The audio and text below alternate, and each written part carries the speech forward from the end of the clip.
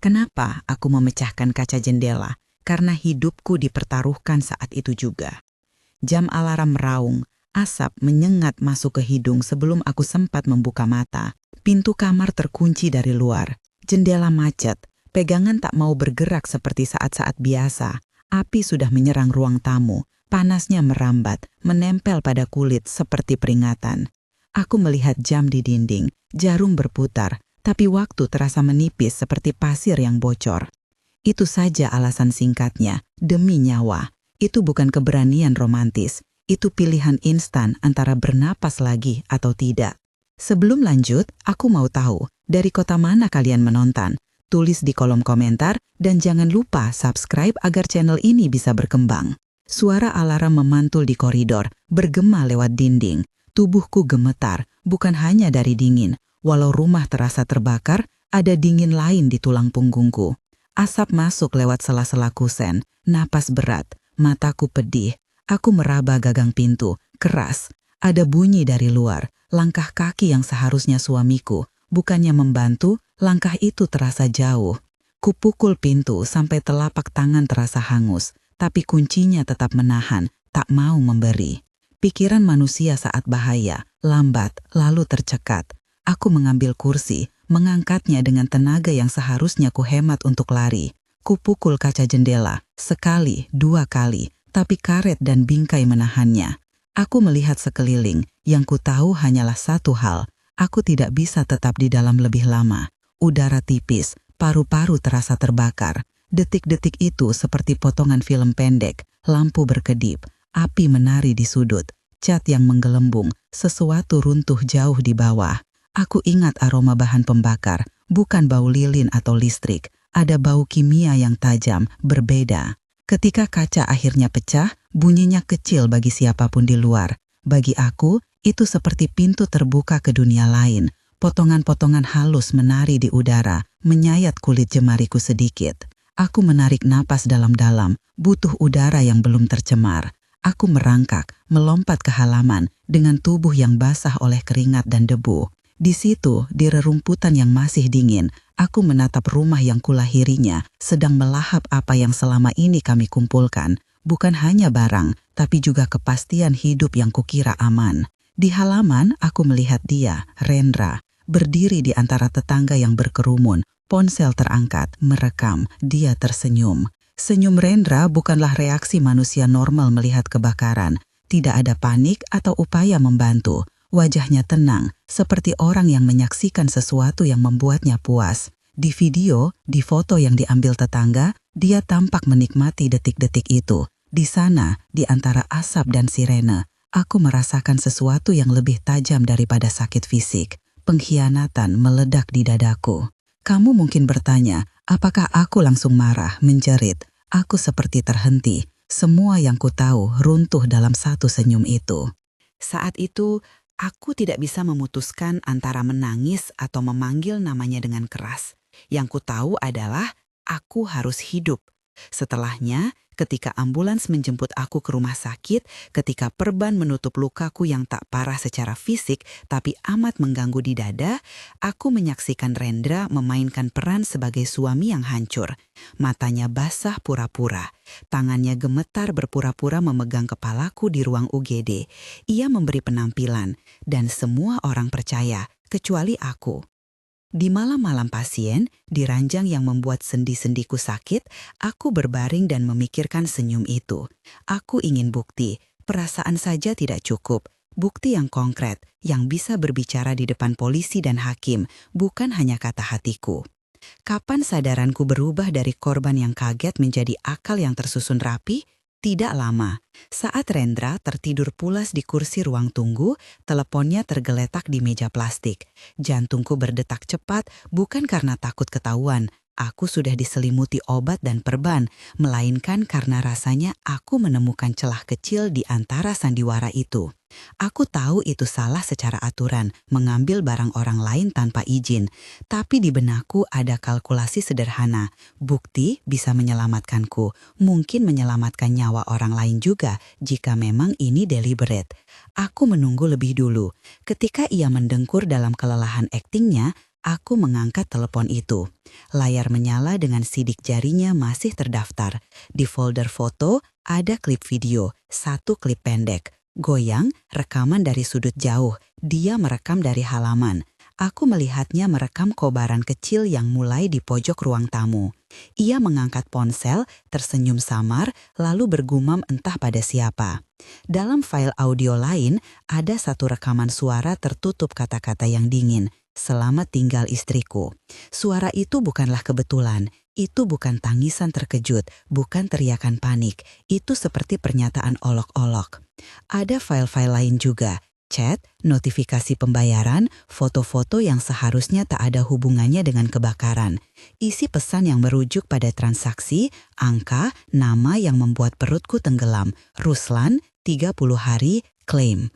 Aku tahu nama itu, Paman Ruslan. Pria yang beberapa bulan lalu meninggalkan wasiat yang membuat kami berdiri di posisi berbeda. Aku di sisi yang seharusnya aman, dia di sisi yang canggung, menyembunyikan rasa iri. Aku menyalin file-file itu, mengunggahnya ke sebuah email yang kubuat untuk keadaan darurat, sebuah akun yang hanya aku dan sahabatku tahu. Menyimpannya di awan terasa seperti menaruh bukti di tempat yang tak bisa diambil olehnya tanpa jejak. Itu bukan hack, bukan manipulasi, hanya tindakan untuk mengamankan. Aku mengirim satu salinan ke alamat itu, lalu mengembalikan telepon ke tempatnya. Ketika Rendra terbangun, ia bertanya dengan suara serak, "Kamu baik-baik saja, Ga?" Aku menatapnya, dan di mata itu, aku melihat akting yang sama seperti di halaman. Sekali lagi, dunia kecilku berpusing. Beberapa hari kemudian, notaris datang ke rumah sakit. Pak Santoso, seorang laki-laki bertubuh ringkas, dengan kacamata tebal, membawa map tebal, dan ekspresi yang terkejut sedikit saat ia menyapa. Ia duduk di kursi plastik di samping ranjangku dan berkata pelan tentang wasiat. Paman Ruslan meninggalkan aset, sebuah rumah, rekening bank, sebuah polis asuransi dengan beberapa syarat yang kelihatannya administratif. Tapi, satu klausul membuat udara di ruang itu berubah berat, klausul 30 hari. Klausul 30 hari berarti apa? Singkatnya, jika pewaris meninggal dan ahli waris utama tidak muncul untuk mengklaim, atau jika ada kejadian luar biasa pada periode itu, pihak tertentu dapat menggugat dan menuntut ulang klaim. Dalam bahasa notaris, ada syarat-syarat yang menunda distribusi bila ada bukti adanya foul play. Dalam bahasa orang awam, ada celah waktu yang cukup bagi pihak yang ambisius untuk memanfaatkan situasi atau bagi pihak lain untuk melaporkan kejanggalan sebelum semuanya selesai. Bagi Rendra, bagi siapapun yang mengincar keuntungan, 30 hari adalah angka yang menarik. Itu memberi waktu untuk menyusun sandiwara dan mendorong klaim. Itulah motif ekonominya, tidak sekedar warisan, tapi manfaat finansial yang muncul jika kejadian kematian terjadi dalam rentang tertentu atau jika klaim asuransi terbuka setelah syarat terpenuhi. Mendengar penjelasan notaris, aku merasakan semua potongan teka-teki menempel satu sama lain dengan suara kunci yang mengunci. Bukan hanya kebakaran, ini lebih besar dan bukan lagi kecelakaan. Aku mulai merangkai ulang momen-momen kecil yang sebelumnya kulewatkan. Rendra yang tiba-tiba membereskan akun online Paman Ruslan, telepon larut malam yang ia tutupi dengan cepat, tawa kecil yang kutangkap saat ia berpura-pura menelpon tak penting. Semua memberi pola, bukan bukti hukum utuh, tapi arah. Di sisi emosional, aku hancur. Di sisi lain, ada amarah yang dingin, terukur. Amarah yang bukan sekedar ingin menghukum, melainkan ingin memastikan tidak ada korban lain. Aku tidak pernah membayangkan diriku menjadi orang yang menaruh bukti di Dropbox atau mengarsipkan panggilan. Aku yang dulu memilih diam ketika orang lain direndahkan, kini harus berbicara lewat fakta yang keras. Itu sebabnya aku mencari Jihan. Jihan adalah sahabatnya sejak kuliah, lulusan hukum yang sekarang menjalankan praktik kecil menangani kasus-kasus keluarga. Ia punya naluri yang tajam untuk hal-hal yang tersembunyi. Saat aku menceritakan potongan video dan rekaman yang kubawa, ia menunduk, menatap layar laptop, lalu menatapku dengan mata yang tak lagi lembut. "Kita harus mengamankan rantai bukti," katanya singkat. Ia tak menyuruhku melakukan hal-hal ilegal. Ia bilang, langkah pertama, dokumentasikan apa yang ada, buat salinan ganda, dan jangan konfrontasi dulu, biarkan dia membuat kesalahan. Kata-kata itu seperti rencana kecil yang menenangkan. Jangan terburu, pasang jebakan hukum bukan fisik. Kami mulai bekerja dengan perlahan dan rapi. Aku serahkan salinan file yang kubawa. Ia membuat catatan resmi, menulis notulen pertemuan. Kami mengontak tetangga yang punya CCTV, meminta rekaman malam itu. Ada seorang bapak penjual sayur yang kebetulan merekam mobil yang lewat di depan rumah dengan kamera kecil di pagar. Rekaman itu menunjukkan siluet seseorang di garasi tengah malam sebelum kebakaran. Gambar tak jelas, tapi cukup untuk menimbulkan kecurigaan. Di satu malam lain, seorang pegawai bengkel yang kutemui mengatakan menemukan kejanggalan pada rem mobil yang dulu kerap dipakai Rendra, tapi itu tak cukup tanpa bukti. Di ranah publik, kami belum membuka apa-apa. Di ruang kecil antara rumah sakit dan kantor pengacara, rencana berkembang menjadi jaringan. Teman yang bekerja di stasiun televisi tahu bagaimana menangani tekanan media tanpa membahayakan kasus. Seorang kenalan di kepolisian bersedia mendengar tanpa menjanjikan intervensi. Seorang teknisi komputer tuli yang tak suka korupsi bersedia memeriksa metadata file tanpa menyentuh isinya. Semua orang memberi satu pesan yang sama. Dokumentasikan, jangan menuduh terburu-buru, biarkan bukti bicara. Di hari-hari itu, aku belajar membaca ulang gerakan suamiku seperti buku. Ia yang semula tampak polos mulai membuat kesalahan kecil, meninggalkan catatan yang tidak cocok, menaruh sebuah jam tangan di atas meja yang hari sebelumnya tidak ada, mengomentari klaim asuransi di depan orang yang salah. Kami tidak memasang kamera ilegal, tidak mengakses akun tanpa izin, tetapi kami mencatat, merekam tenaga kerja yang rela memberi kesaksian, memintakan rekaman resmi dari operator CCTV. Semua itu butuh waktu. Waktu yang 30 hari itu coba dimanfaatkan oleh pihak lain. Suatu malam, ketika kami menelaah rekaman-rekaman CCTV yang baru datang, ada klip yang membuat ruang rapat kami menjadi hening. Rekaman garasi dari kamera tetangga memperlihatkan siluet seorang pria bergerak di dalam mobil. Ia membuka kap, terlihat seperti memeriksa sesuatu. Gerakannya kaku, hati-hati. Ketika perbesaran gambarnya dilakukan di layar, ada sebuah momen yang membuat lambungku berputar. Ia membawa sejenis alat kecil ke bagian roda belakang. Tidak ada suara, hanya gerakan singkat. Cukup untuk membuatku mengingat bukan hanya pesta korosi api di rumah kami, tetapi juga malam beberapa minggu sebelumnya saat rem mobilku hampir mengunci dan kami nyaris kecelakaan. Aku selalu menyangka itu masalah mekanik biasa. Kini, di layar ada kemungkinan lain. Kami menyimpan rekaman itu dalam 2 hard drive, satu di kantor Jihan dan satu lagi dengan aman di bank penyimpanan dokumen. Tidak ada publisitas, tidak ada tuduhan, hanya kepastian bahwa ada sesuatu untuk ditanyakan kepada pihak yang berwajib jika kami memutuskan untuk melangkah. Aku tahu ada risiko besar saat menimbulkan kecurigaan. Rendra bukan sekedar pemarah, ia pintar menyamarkan emosi. Dalam ruangan konferensi kecil, saat aku menunjuk bagian rekaman itu, ia mengangkat bahu di telepon, kemudian menatapku lewat layar. Sesuatu seperti senyum kecil muncul di sudut bibirnya, senyum yang dulu kulihat saat rumah terbakar. Kali ini, ia bertingkah seolah-olah semua yang kami lakukan hanyalah drama kecil. Ia menulis pesan singkat pada seseorang. Tenang, aku sedang mengatur semuanya. Pesan itu disadap oleh pihak yang kami pekerjakan, bukan melalui pembajakan, melainkan dari orang dalam yang bersedia memforward pesan yang berkaitan dengan klaim. Pesan itu menambah catatan-catatan. Malam itu, aku pulang ke rumah yang belum sepenuhnya diperbaiki. Saat membuka lemari, aku menemukan sesuatu yang tidak kuharapkan. Jam tangan tua Paman Ruslan yang dulu sering dipakai saat ia masih hidup, tergeletak di bawah tumpukan kain. Pada permukaannya ada retakan halus, seolah benda itu pernah dipukul atau dibuang. Di dekatnya ada catatan, selembar kertas kecil yang mungkin jatuh dari saku seseorang. Tulisan tangan Rendra, 30 hari. Sekilas mungkin kebetulan, tapi ditimpa dengan bukti lain, kebetulan jarang menjadi pembebas. Perasaan campur jadi satu. Aku lelah, marah, takut, dan terkadang merasa bersalah karena mulai merencanakan sesuatu yang terasa seperti jebakan. Jihan selalu mengingatkanku, kita bukan hendak menghukum Galuh, kita hendak mengungkap kebenaran. Kata-kata itu seperti kompas ketika aku hampir tergelincir ke amarah yang bisa membuatku melakukan hal gegabah. Kita juga mendengar kabar samar dari bengkel yang pernah memperbaiki mobil. Mekanik yang memeriksa rem beberapa hari sebelum kecelakaan nyaris tertawa ketika mengatakan bahwa rem terlihat baru-baru ini diobak-obak.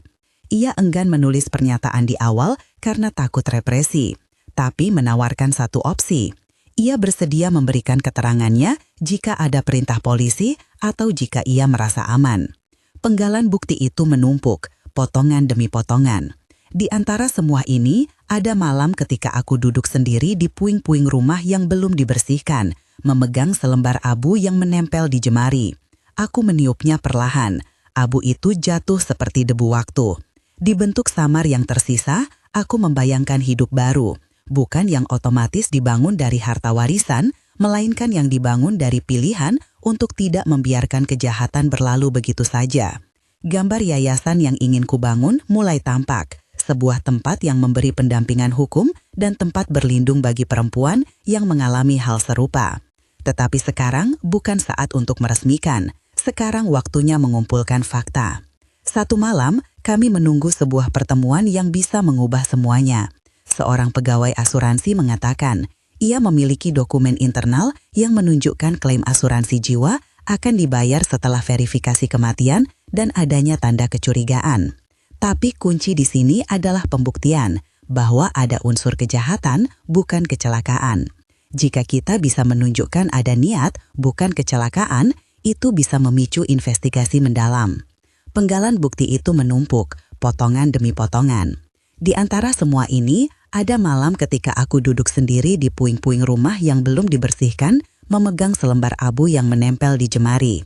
Aku meniupnya perlahan. Abu itu jatuh seperti debu waktu. Di bentuk samar yang tersisa, aku membayangkan hidup baru, bukan yang otomatis dibangun dari harta warisan, melainkan yang dibangun dari pilihan untuk tidak membiarkan kejahatan berlalu begitu saja.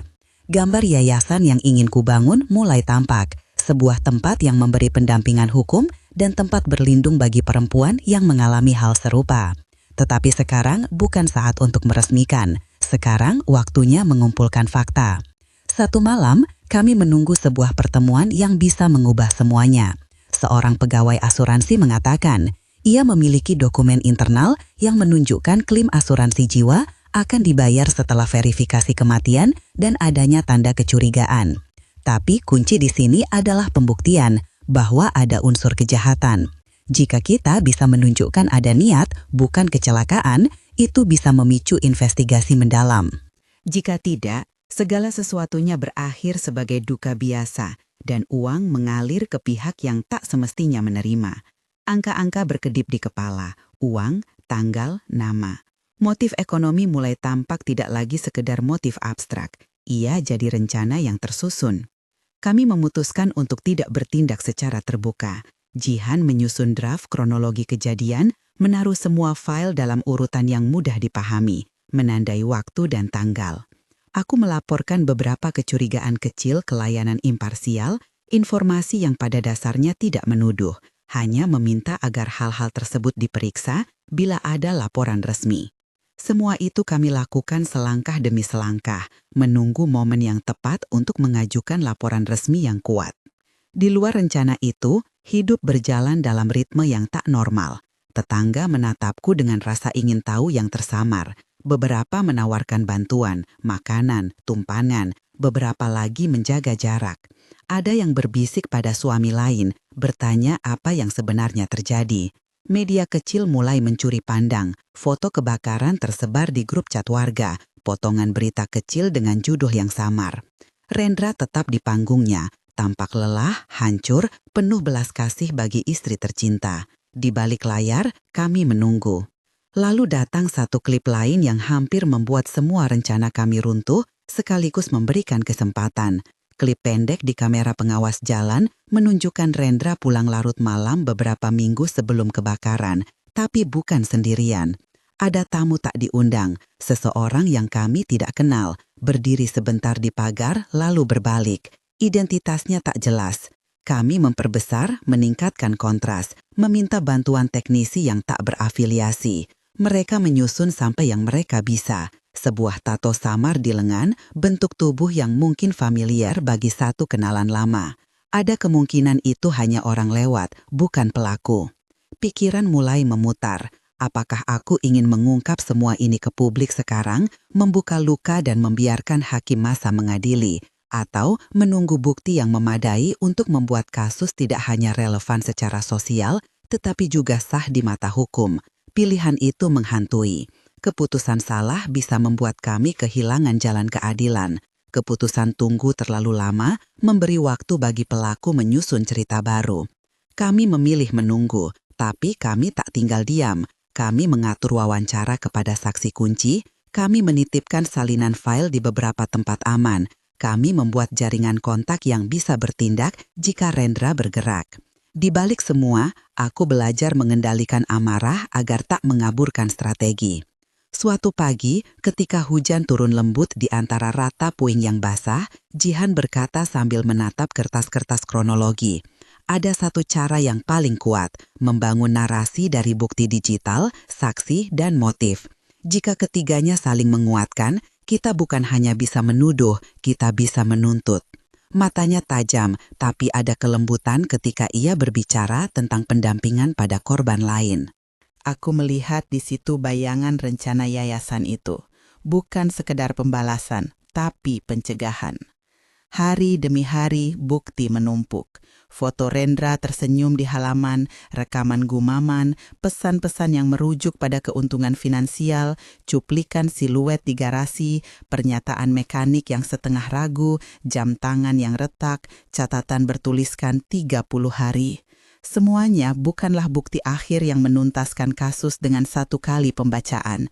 Tetapi ditata bersama, mereka mulai menjadi sebuah cerita yang tidak bisa diabaikan begitu saja. Namun, sebuah pesan masuk ke telepon Jihan suatu sore. Sebuah notifikasi yang membuat kami berhenti sejenak. Pengirim, nama yang tidak dikenali, hanya satu kalimat pendek. Kamu tahu lebih dari yang seharusnya. Pesan itu menandakan bahwa kami bukan satu-satunya yang tahu penggalan-penggalan ini. Ada pihak lain yang memperhatikan. Hening menutupi meja. Aku menatap Jihan. Kami saling memahami bahwa risiko sekarang meningkat. Ada kemungkinan pihak yang kami curigai bergerak lebih cepat atau mencoba menutup celah. Malam itu, rasa takut baru merayap, bukan hanya karena kemungkinan ancaman langsung ke keselamatanku, tetapi karena skala rencana yang mungkin lebih luas dari dugaan. Aku menutup jendela kamar yang masih berbau asap sebentar, menarik nafas panjang, dan memikirkan langkah berikutnya. Bagaimana mengikat bukti-bukti ini ke dalam sebuah kasus yang tak hanya memaparkan kebencian, tapi juga memenuhi standar hukum. Di luar, lampu jalan memantulkan genangan air. Suara kendaraan lewat seperti denyut yang tak peduli pada drama yang berlangsung di dalam rumah. Aku tahu satu hal, pintu terkunci, jendela pecah, dan aku keluar dari rumah itu karena ingin hidup.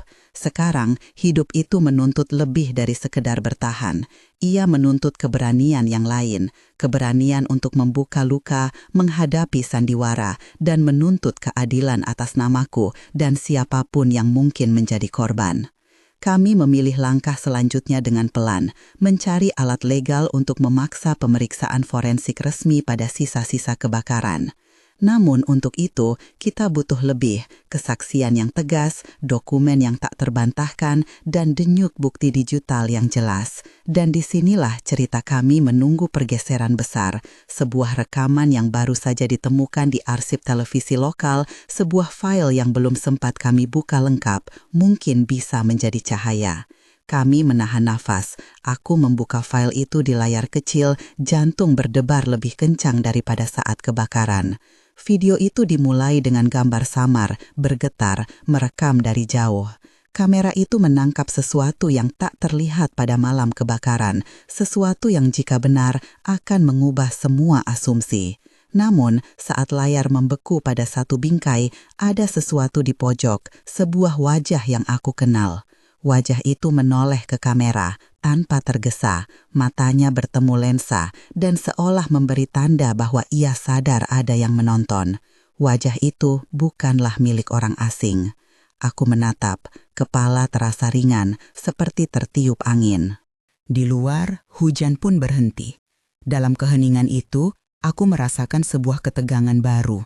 Bukan lagi hanya kengerian atas apa yang telah terjadi, melainkan kepastian bahwa apa yang akan kudapatkan mungkin akan menyakitkan tetapi perlu. Lampu di layar berkedip, nafasku menipis.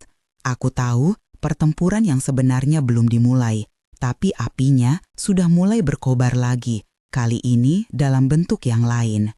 Ketika wajah itu muncul di layar, waktu terasa menahan nafas lagi. Wajah yang kukira ku kenal menoleh pelan ke kamera. Sorot matanya dingin, tenang, 1 detik cukup untuk membuatku tahu bahwa aku tidak salah. Itu bukan orang asing, itu Rendra. Aku menutup laptop sejenak, menahan gelombang yang naik dari perut. Ada kemarahan, tentu, tapi lebih dulu ada kepastian. Kepastian itulah yang kami butuhkan agar langkah kami tak sia-sia. Jika hanya perasaan, polisi bisa saja menganggapnya sebagai konflik rumah tangga biasa. Jika hanya kecurigaan, pernyataan kami mudah saja dipatahkan. Maka, kami membangun sebuah rangkaian, bukti visual, bukti digital, saksi, dan motif ekonomi yang saling menguatkan. Langkah pertama yang kami ambil bukan publisitas. Aku dan Jihan berkumpul di kantor kecilnya, lampu yang remang menyoroti tumpukan berkas. Kami menyusun kronologi lengkap, waktu kebakaran, pesan-pesan, rekaman CCTV, file audio, bukti kepemilikan jam tangan, semua diberi nomor dan waktu. Jihan menulis dengan rapi, perkara, dugaan pembakaran berencana, bukti A sampai Z. Ia memandangku, menegaskan, kita serahkan ke pihak berwajib, tapi kita harus mengantarkan kasus ini agar tak mudah diabaikan. Ada banyak hal yang harus dipastikan. Pertama, validitas rekaman arsip televisi. Stasiun lokal yang menyimpan feed lama membutuhkan permintaan resmi. Kami tak bisa memaksa mereka lewat tekanan publik. Jihan mengontak seorang kenalan redaktur yang bersedia memeriksa metadata video itu. Mereka memverifikasi tanggal dan waktu asli rekaman, memastikan tidak ada manipulasi file. Verifikasi itu memberi bobot pada bukti kami, bukan sekedar klip yang muncul di ponsel, melainkan dokumentasi independen yang menyatakan apa, kapan, dan siapa yang terekam. Kedua, keterkaitan antara sosok di video dan aktivitas lain. Rekaman garasi yang menunjukkan gerak-gerik di mobil, jam tangan retak, pesan 30 hari, semuanya harus dipasangkan sehingga pola niat menjadi jelas. Jihan menyusunnya seperti teka-teki, motif, kesempatan, dan tindakan. Motif hadir lewat wasiat Paman Ruslan dan klausul 30 hari. Kesempatan muncul dalam rekaman garasi dan pesan-pesan.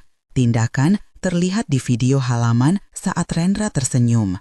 Ketika ketiganya disatukan, mereka membentuk sebuah garis besar yang tak bisa diabaikan. Kami tidak langsung melapor. Jihan ingin membereskan bagian administratif, supaya jika laporan masuk ke meja polisi, itu bukan hanya curiga biasa, melainkan kasus yang layak ditindaklanjuti. Ia meminta aku menuliskan pernyataan resmi, kronologi dari memori sendiri, lengkap dengan waktu, saksi, dan rasa. Aku menulis memori demi memori. Ada bagian yang meneteskan air mata, ada bagian yang kutulis dingin seperti laporan. Aku menandatanganinya, menyerahkannya pada Jihan yang menempatkannya dalam map berwarna biru. Sementara itu, kami mengumpulkan saksi. Si penjual sayur yang merekam mobil lewat di pagar, pegawai bengkel yang menyebut rem dicurigai diobrak-abrik, tetangga yang melihat Rendra pulang bersama seorang tamu tak dikenal, masing-masing memberikan potongan. Beberapa bersedia menandatangani pernyataan tertulis bila diminta, beberapa hanya mau jadi saksi anonim.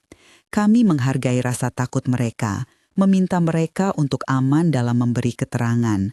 Keamanan saksi judulnya, Tanpa itu, bukti lisan bisa hilang karena tekanan atau rasa takut. Ada pula unsur kecil namun krusial, pesan yang sempat kami dapatkan. Tenang, aku sedang mengatur semuanya. Yang kami ketahui berasal dari Rendra. Pesan itu bukan bukti langsung pembakaran, tapi memetakan pola mental, sikap yang tak peduli terhadap kehancuran. Jihan menyarankan hal yang sederhana namun penting.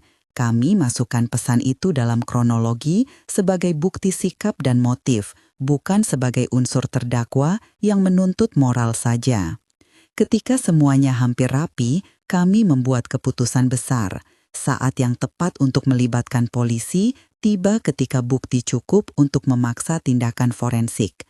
Kami tak ingin semata-mata membuat tuduhan yang bisa dipatahkan karena kelemahan teknis. Bukti forensik di lokasi kebakaran akan menjadi kunci. Analisis residu bahan bakar, pola penyalaan, dan dokumen kepemilikan yang mungkin menunjukkan contoh manipulasi. Tapi untuk itu, polisi harus membuka kasus resmi. Kami menyusun paket laporan. Di dalamnya, pernyataan tertulisku, rekaman video arsip, klip cuplikan dari rekaman tetangga, foto jam tangan, bukti pesan, dan daftar saksi. Jihan menyerahkannya ke penyidik yang bersedia menerima. Di luar, kami tahu resiko. Begitu polisi bergerak, pihak lawan mungkin curiga dan bertindak. Namun menunggu terlalu lama juga beresiko. Bukti bisa hilang, saksi bisa berubah pikiran, atau pelaku menghilangkan jejak.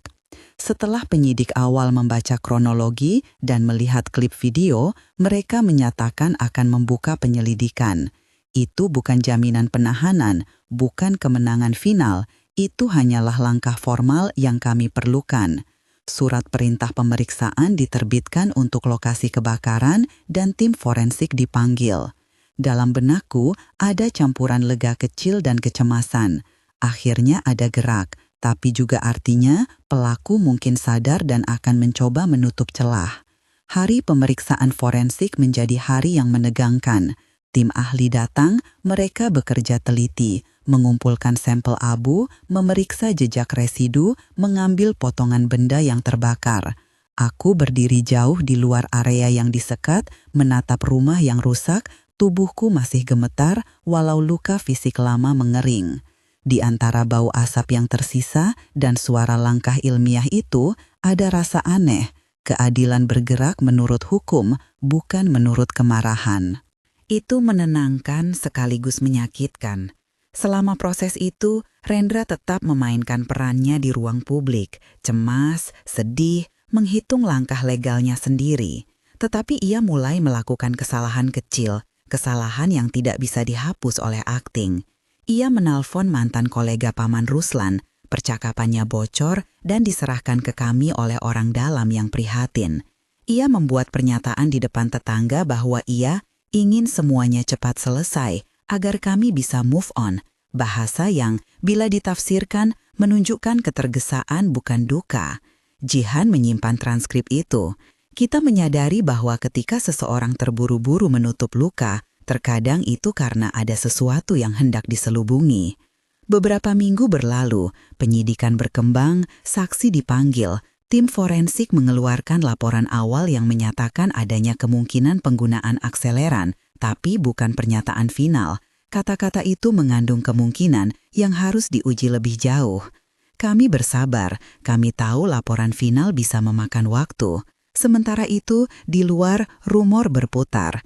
Media lokal mulai mencium adanya kasus besar, foto kebakaran muncul di grup chat, dan desas-desus mulai mempengaruhi tetangga. Ada dukungan yang datang, beberapa perempuan tetangga membawa makanan, menanyakan kesehatanku, menawarkan tempat tinggal sementara. Ada pula tatapan sinis dari mereka yang belum paham konteks. Semuanya berubah pada hari Rendra membuat langkah yang terlalu percaya diri. Ia mengatur pertemuan publik di sebuah kafe kecil, alias untuk memunculkan dirinya di hadapan beberapa tetangga yang dia anggap sebagai pihak netral, sambil menunjukkan rasa terbuka dan kerentanannya. Jihan membaca pesan undangan itu, merengut. Ia ingin tampil sebagai korban juga di antara mereka, bisa jadi jebakan psikologis.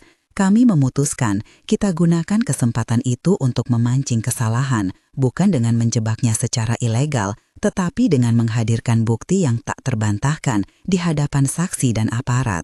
Rencana kami sederhana dan hati-hati. Kami undang satu reporter lokal yang pernah membantu kasus kekerasan rumah tangga, beberapa tetangga yang kami anggap netral, dan tentu saja pihak kepolisian yang sudah menyelidiki. Kami mempersiapkan materi presentasi. Layar kecil, ada klip arsip yang telah diverifikasi dengan metadata, adegan kecil dari rekaman garasi, transkrip pesan selamat tinggal istriku yang ditemukan di ponsel Rendra, catatan tentang klausul 30 hari, dan bukti jam tangan retak. Semua itu disusun secara kronologis, dihadirkan seperti narasi fakta, bukan sumpah emosi. Hari H tiba, ruang kafe yang semula hangat berubah tegang, wajah-wajah yang duduk saling menatap, ada yang bertanya-tanya apa maksudnya. Rendra duduk di salah satu ujung, tampak tenang, mungkin terlalu tenang. Saya duduk di sisi lain, jantung berdegup, tapi aku berusaha menahan emosi. Jihan memulai dengan suara sejuk. Kami di sini bukan untuk menjatuhkan vonis, tetapi untuk menyajikan fakta kepada para saksi dan aparat yang hadir. Ketika klip arsip diputar, aku melihat sorot mata tetangga berubah. Ketika adegan di mana Rendra tersenyum di halaman muncul lagi di layar, beberapa orang yang hadir mengatupkan mulut. Suara rekaman gumam "Selamat tinggal istriku" yang diperdengarkan membuat ruangan jadi dingin. Seorang tetangga yang biasanya sibuk dengan gosip menatapku dan berkata singkat, "Dulu aku pikir itu kecelakaan." Wajahnya berubah. Itu bukan ekspresi yang keluar dari kemarahan spontan. Itu wajah orang yang menerima informasi baru dan menimbangnya. Di ruangan itu juga hadir seorang penyidik senior yang selama ini menangani kasus. Ia menatap layar, lalu menatap Rendra. Ada yang berubah di wajah penyidik, sebuah tanda bahwa sesuatu yang kami sajikan memicu instruksi baru. Rendra, yang semula terlihat mantap, mulai membuka mulutnya untuk bicara. Ia berpikir akan membela diri, akan meraih simpati. Namun penyidik menyela dengan tenang. Kita akan panggil pihak-pihak relevan untuk pemeriksaan lebih lanjut. Untuk sementara, beri kami waktu. Itu bukan penahanan, tapi langkah penting. Kasus kini bergerak ke tingkat yang lebih formal. Beberapa hari kemudian, ketika polisi melakukan pemeriksaan tambahan dan memanggil beberapa saksi, ada penggeledahan yang dilakukan dengan surat resmi di garasi. Keberadaan alat yang pernah dicurigai ditemukan sebagai bukti. Ini adalah titik di mana dugaan kami berubah menjadi kasus resmi. Dipanggilnya saksi-saksi dari pihak luar, analisis forensik lanjutan, dan kemungkinan adanya percobaan pemasangan alat pada rem mobil menunjukkan bahwa tindakan Rendra bukan sekedar niat kosong. Ketika berita ini mulai bocor ke media yang lebih besar, respon publik pun datang. Beberapa pihak mendukung langkah hukum kami. Sejumlah organisasi perempuan menyatakan siap memberi dukungan hukum. Namun di balik itu, tak sedikit pula pihak yang mengecam kami sebagai orang yang mencari sensasi. Aku tahu, stigma terhadap korban KDRT seringkali berlapis. Ada rasa takut bahwa membuka kasus akan membuat nama baik keluarga ternoda. Tapi, aku menolak dikekang oleh rasa malu yang bukan kesalahanku. Proses penyidikan berjalan panjang. Ada sesi pemeriksaan saksi yang melelahkan, ada analisis forensik yang memakan waktu. Di sela-sela itu, ada momen kecil yang menyadarkan aku akan dukungan yang berharga. Jihan yang setiap pagi datang ke kantor kepolisian, Pak Santoso yang memberi pernyataan formal tentang wasiat Paman Ruslan, tetangga yang akhirnya bersedia menguatkan keterangan mereka di hadapan penyidik. Mereka muncul bukan karena ingin menjadi selebriti, melainkan karena ingin kebenaran keluar. Ketika berkas dinyatakan lengkap dan penyidik melimpahkannya ke kejaksaan, ada rasa campur aduk di dada. Proses selanjutnya adalah proses pengadilan, dewan hakim, bukti, saksi, pembelaan. Aku tahu, pengadilan adalah ruang di mana semuanya diuji dalam standar hukum. Bukti harus kuat, saksi tahan uji, dan motif harus jelas. Jihan menatapku, tegas, kita sudah lakukan yang terbaik. Di pengadilan nanti, biarkan fakta bicara. Persidangan pertama adalah adegan publik yang membuat semua hidup kami berubah. Ruang sidang terasa dingin, Lampu menerpa meja hakim, kamera diam-diam merekam dari balik ruang publik. Rendra tampil dengan pengacara berwibawa. Ia menahan ekspresi, menata narasinya. Kebakaran itu kecelakaan, saya sangat berduka. Tetapi satu demi satu bukti kami munculkan. Metadata yang mengaitkan rekaman arsip, klip garasi, pesan-pesan, pernyataan mekanik, serta bukti forensik yang menunjukkan adanya kemungkinan akseleran pada titik penyalaan. Juga ada pernyataan notaris dan dokumen wasiat yang membuktikan adanya kemungkinan motif finansial. Salah satu momen yang paling menghancurkan bagi Rendra terjadi ketika kami memutar lagi video halaman saat ia tersenyum merekam. Ruang sidang hening, tidak ada yang bisa menutupi ketidaksesuaian antara wajahnya di layar dan narasi duka yang ia sampaikan. Saksi demi saksi didatangkan, tetangga yang merekam mobil lewat, mekanik bengkel yang menyatakan kejanggalan pada rem, dan akhirnya seorang teknisi forensik yang memaparkan laporan awal, tidak dengan klaim absolut, namun menunjukkan adanya jejak yang tak lazim pada titik penyalaan.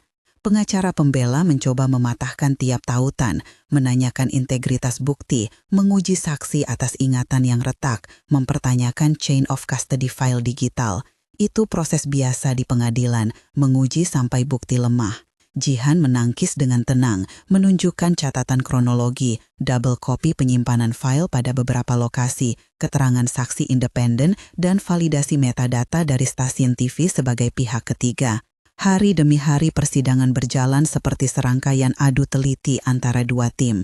Ada momen ketika aku hampir runtuh di kursi. Di ruang sidang, ditanyai di depan umum tentang rasa sakit saat kebakaran, aku harus menyampaikan fakta tanpa memberi tekanan emosional yang berlebihan, karena pengacara pembela akan mencoba memanfaatkannya. Suara saya bergetar ketika menceritakan bau kimia yang merobek hidung dan saat pintu terkunci menahan. Ketika aku menyebutkan tentang Rendra yang tersenyum, ada desah di antara publik. Itu bukan soal mencari pembalasan, itu soal membuktikan ada tindakan yang disengaja. Satu peristiwa lain yang menjadi titik penting adalah ketika salah satu saksi yang semula ragu, seorang pegawai bengkel, tampil di hadapan hakim dan menegaskan temuannya tentang rem yang diutak-atik. Ketika ia menyampaikan bahwa ia takut menandatangani pernyataan awal karena tekanan dari lingkungan, hakim menatap serius dan suasana menjadi jelas. Sistem hukum memberikan ruang bagi mereka yang takut untuk berbicara. Akhirnya, setelah berbulan-bulan sidang yang melelahkan, saat vonis dibacakan tiba. Ruang sidang penuh orang, ada jurnalis di lorong, ada tetangga yang dulu ragu, kini duduk tegang. Hakim memaparkan pertimbangannya. Bukti menunjukkan adanya pola yang konsisten, motif ekonomi yang mungkin, kesempatan, dan tindakan yang mengarah pada pembakaran. Pernyataan itu bukan semata ingin menghukum, tetapi menegaskan bahwa ada standar yang terpenuhi untuk pidana yang dijatuhkan. Vonis itu membuat ruang sidang bergemuruh. Rendra dibawa keluar dengan tangan terborgol, ekspresinya berubah dari tenang menjadi hancur. Jangan anggap ini sebagai pesan bahwa hukum selalu sempurna. Berbagai proses memakan waktu, ada bukti yang masih dipertanyakan, dan tidak semua kasus akan berakhir serupa. Namun, dalam kisah kami, sistem bekerja meskipun perlahan, dan pada akhirnya sebuah keputusan diambil. Aku merasakan campuran kelegaan dan kehampaan. Kelegaan karena ada pengakuan formal atas kejahatan yang kualami. Kehampaan karena bekas yang ditinggalkan tak bisa sepenuhnya disembuhkan oleh putusan. Setelah vonis, hidupku tak kembali seperti sebelum kebakaran. Ada trauma yang mesti disembuhkan, malam-malam yang sulit tertidur ketika lampu padam, sinapsis yang menghubungkan bau asap dengan ketakutan, rasa aman yang tak mudah dipulihkan. Namun, ada pula transformasi. Aku memutuskan menyalurkan pengalaman itu bukan hanya menjadi catatan pribadi, melainkan menjadi batu pijakan bagi perempuan lain. Bersama Jihan, kami mendirikan yayasan yang menjadi tempat pendampingan hukum gratis dan ruang konseling untuk korban kekerasan rumah tangga. Kami menamai yayasan itu dengan singkatan sederhana namun bermakna, Suara, Sentra Urgensi, dan Advokasi untuk rujukan dan aksi. Dari warisan Paman Ruslan yang sempat menjadi alasan konflik, aku memilih jalan yang tak terduga. Sebagian dari klaim yang berhasil kami tuntut dimanfaatkan untuk mendirikan yayasan itu, bukan sebagai pembalasan, melainkan sebagai pemulihan komunitas. Yayasan itu dimulai kecil, 1 ruangan, 2 staf, dan jaringan relawan hukum. Kami menyelenggarakan workshop prosedur hukum dasar, ruang konseling trauma, dan link kepada lembaga perlindungan apabila ancaman muncul kembali. Banyak orang yang datang dengan kisah mirip, kekerasan yang disamarkan sebagai kecelakaan, suami atau pasangan yang tampak baik di luar namun menyimpan niat jahat di balik layar. Ada perasaan bahwa dari abu masa lalu sesuatu yang bisa menyelamatkan muncul, sebuah tempat untuk didengar, dipandu, dilindungi. Salah satu ritual kecil yang kubuat di akhir pekan adalah ritual meniup abu. Tidak lagi sebagai tindakan magis, melainkan simbolis. Aku mengumpulkan sejumput abu yang tersisa dari puing rumah yang sudah dibersihkan, menaruhnya di telapak tangan, menutup mata, lalu meniupnya perlahan. Lewat semburan kecil itu, aku membayangkan melepaskan beban. Aku membayangkan perempuan yang berjalan ke aula yayasan dan menemukan tempat untuk memulai lagi. Abu itu jatuh, menghilang pada angin. Bukan semua luka sembuh, tapi ada tanda bahwa hidup berjalan. Perjalanan pemulihan tak linier. Ada hari ketika berita lama kembali mengusik. Ada hari ketika aku menemukan catatan kecil dari tetangga yang berterima kasih atas langkah kami. Ada momen ketika mantan tetangga yang dulu sinis datang ke kantor yayasan untuk meminta bantuan karena putrinya mengalami kekerasan. Saat itulah aku tahu, yang kulakukan bukan soal dendam, melainkan tanggung jawab. Setiap kasus yang kami bantu menjadi pengingat bahwa pengalaman kami memberi pelajaran. Pentingnya bukti, pentingnya jaringan dukungan, pentingnya mengedukasi publik tentang bagaimana kekerasan bisa berkamuflase. Kini, ketika aku berjalan melewati jalan yang dulu kulalui saat keluar dari rumah terbakar, aku melihatnya berbeda. Rumah yang dibakar telah dibangun ulang oleh pemilik barunya. Taman di depannya dipenuhi anak-anak bermain. Aku berhenti sejenak, tangan menyentuh pagar. Dulu, pagar itu menjadi saksi sebuah malam yang hampir merenggut nyawaku. Sekarang, pagarnya hangat oleh sentuhan kehidupan lain. Aku tersenyum tipis. Ada satu hal yang selalu kutegaskan ketika berbicara di depan publik. Memecahkan kaca jendela malam itu bukan tindakan romantis atau heroik untuk dipuji. Itu adalah respons praktis atas ancaman yang nyata, pintu yang terkunci, asap yang menyesakkan, waktu yang semakin sempit. Aku menegaskan itu karena aku tak ingin orang mengira bahwa tindakanku bisa diimitasi tanpa konteks keselamatan.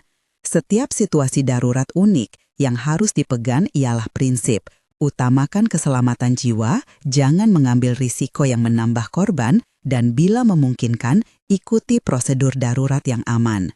Itu sebabnya di yayasan kami juga mengedukasi tentang tanda-tanda kekerasan tersembunyi dan langkah-langkah aman untuk mencari bantuan, bukan tentang teknik berbahaya yang bisa memperparah situasi. Ketika aku menatap kembali ke momen di mana aku memecahkan kaca, bau asap, jari terlukai oleh serpihan, rasa berat di dada, aku memahami betul kenapa saya lakukan itu. Jawabannya sederhana dan keras, hidupku dipertaruhkan. Itu bukan sekedar alibi dramatik, itu fakta. Tindakan itu menyelamatkan nyawaku. Semua yang terjadi setelahnya, penemuan bukti, penyelidikan, persidangan, yayasan, adalah konsekuensi dari keputusan itu. Hidup yang memberi tanggung jawab untuk menuntut kebenaran serta menyelamatkan orang lain agar tak mengalami hal serupa. Ada banyak hal yang tidak populer dari cerita ini. Ada bagian yang membuatku kehilangan beberapa persahabatan. Ada juga saat ketika rasa aman yang kupikir ada ternyata tipis. Tapi dari abu dan reruntuhan itu, aku menemukan karir baru, membantu perempuan lain menavigasi sistem hukum, memberi mereka pendampingan saat trauma melumpuhkan, dan menyiapkan jalur agar bukti-bukti tak mudah lenyap ketika kasus serius terjadi. Tidak semua orang yang datang kepada kami mendapat putusan yang adil. Hukum tak selalu memihak. Tetapi setiap kali kami berhasil mendorong kasus ke pengadilan atau hanya membantu seseorang keluar dari rumah yang berbahaya, itu sudah berarti. Di sisi personal, aku membangun kembali hidup setapak demi setapak. Aku memperbaiki hubungan dengan beberapa keluarga yang sempat renggang, menolak kembali ke hubungan yang beracun, dan belajar menghargai diri sendiri lebih tegas. Pekerjaan di yayasan juga memberi ruang terapeutik. Aku bertemu korban, mendengar cerita mereka, dan tahu bahwa kisahku menjadi satu dari sekian contoh bahwa suara bisa diangkat. Beberapa orang menanyakan, apakah aku menyesal mengambil telepon Rendra saat di rumah sakit, atau menyesal telah memulai jejak hukum yang panjang. Jawabanku jujur, tindakanku berada di wilayah abu-abu moral, tapi kuanggap perlu. Ketika nyawamu dipertaruhkan, pilihan yang diambil akan dilihat dari hasilnya. Aku memilih untuk mengamankan bukti yang kemudian membuka kebenaran. Di pengadilan, itu menjadi bagian dari keseluruhan narasi yang akhirnya membawa keadilan. Namun aku juga tidak menganggap setiap orang punya hak melakukan itu sendiri. Itu bukan seruan bagi tindakan yang melanggar hukum. Aku memilih jalan yang, meskipun tipis, memberi keadilan. Hari ini, ketika aku berdiri di kantor yayasan dan membuka program baru tentang pencegahan kekerasan berbasis ekonomi, karena motif uang seringkali tersembunyi di balik sengketa rumah tangga, ada rasa puas.